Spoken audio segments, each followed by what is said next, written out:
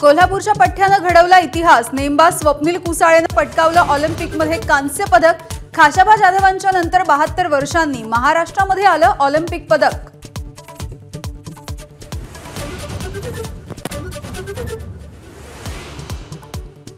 कांस्य पदकाची कमाई करणाऱ्या स्वप्नील कुसाळेची आई भाऊक। लेकाच्या शानदार कामगिरीच्या नंतर कुटुंबियांचा जल्लोष।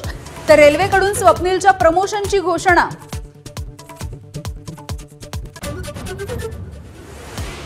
स्वप्नील कुसाळेला राज्य सरकारकडून 1 कोटींचं बक्षीस जाहीर। पंतप्रधान मोदी, मुख्यमंत्री शिंदे आणि उपमुख्यमंत्री फडणवीसांकडून कौतुक। स्वप्नीलच्या कुटुंबियांना फोनवरून दिल्या शुभेच्छा। मराठा समाजाचं मागासलेपण अपवादात्मक, त्यांच्याकडेही तुच्छतेनंच पाहिलं जातं। राज्य मागासवर्ग आयोगाचं मुंबई हायकोर्टामध्ये प्रतिज्ञापत्र।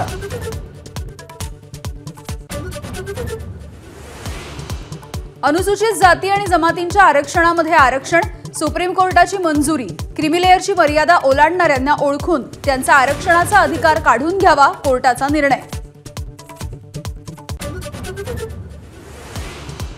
जितेंद्र आव्हाड यांच्या गाडीवरती स्वराज्य संघटनेच्या कार्यकर्त्यांकडून हल्ला।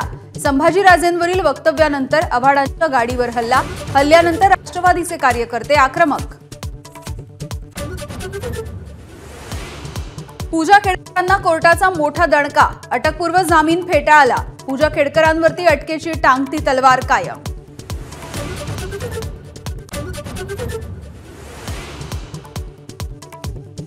लाडकी बहीण योजनेवरून टीका करणाऱ्यांवरती मुख्यमंत्री उपमुख्यमंत्र्यांचा हल्लाबोल। लाडकी बहीणवरून प्रश्न विचारणाऱ्या सावत्र भावांपासून सावध रहा, शिंदेंचा टोला।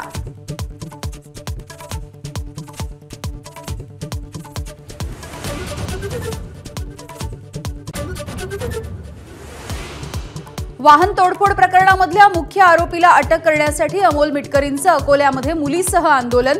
प्रमुख सूत्रधाराला अटक करण्याच्या पोलिसांच्या आश्वासनानंतर आंदोलन मागे।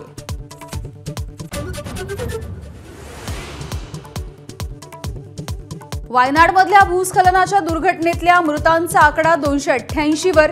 राहुल आणि प्रियंका गांधी दुर्घटनाग्रस्तांच्या भेटीला।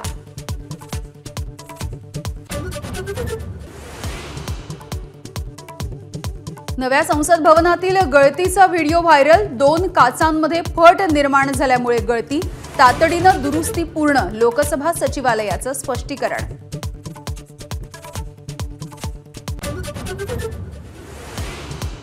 राज्यसभा खासदार सुधा मूर्ती टिळक पुरस्काराने सन्मानित। शरद पवार, शाहू छत्रपतींच्या उपस्थितीमध्ये सोहळा संपन्न।